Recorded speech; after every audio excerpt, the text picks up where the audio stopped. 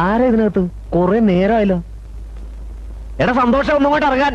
എന്തിനാ ചേട്ടൻ രാവിലെ കിടന്ന് കയറ് പൊട്ടിക്കുന്നത്? അപ്പൊ നീയല്ലായിരുന്നു ഇതിനകത്ത്? അച്ഛനായിരിക്കും. അച്ഛനോട് ആര് പറഞ്ഞു എന്റെ ബാത്റൂമിൽ കയറാൻ? നിന്റെ ബാത്റൂമിൽ കയറിയാൽ എന്താ? അച്ഛന് മൂത്രം പോകത്തില്ലേ? ബഹളം വെക്കണ്ട. സ്റ്റേറ്റ് അവാർഡ് കിട്ടിയ നടി അതിനകത്ത്. അവരതിനകത്ത് എന്ത് ചെയ്യാ? ബാത്റൂമിൽ കയറി എന്താ ചെയ്യാ? 1.5 മണിക്കൂറായല്ലോ കേറിയിട്ട്. 1.5 മണിക്കൂറായോ? പിന്നെ ഞാൻ അരി പഠിച്ചോണ്ടിരുന്നപ്പോ കയറിയതാ. പുട്ടും ഉണ്ടാക്കി പപ്പടവും കാച്ചി കഴിഞ്ഞു. കുഴപ്പമായോ ദൈവമേ? ഒന്നുകൂടി ഒന്ന് വിളിച്ചു നോക്കടാ.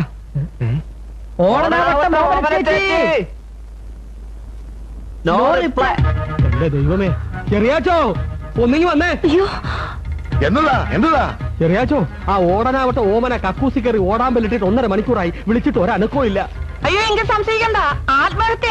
നോക്കി നിൽക്കാതെ പോലീസിൽ അറിയിക്ക്. എന്റെ കർത്താവേ, 1-ാം പ്രതിയാ. എന്റെ ദൈവമേ, വിളിക്കാൻ വരട്ടെ.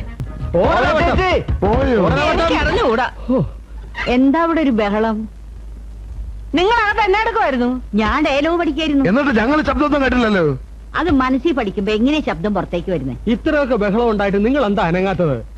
ഡയലോഗ് പഠിക്കുമ്പോ ബോംബ് പൊട്ടിയാലും ഞാൻ അറിയത്തില്ല. ഒരു ഗ്ലാസ് ഹോർലിക്സ് എടുത്ത് ഭയങ്കര ക്ഷീണം. തള്ളക്കിപ്പോ ഞാൻ ഹോർലിക്സ് വെറുതെ പേടിപ്പിച്ച് കളഞ്ഞല്ലോ കിളവി. കിളവി നിന്റെ അമ്മയുടെ പോടാർന്ന് കിളവി. ആ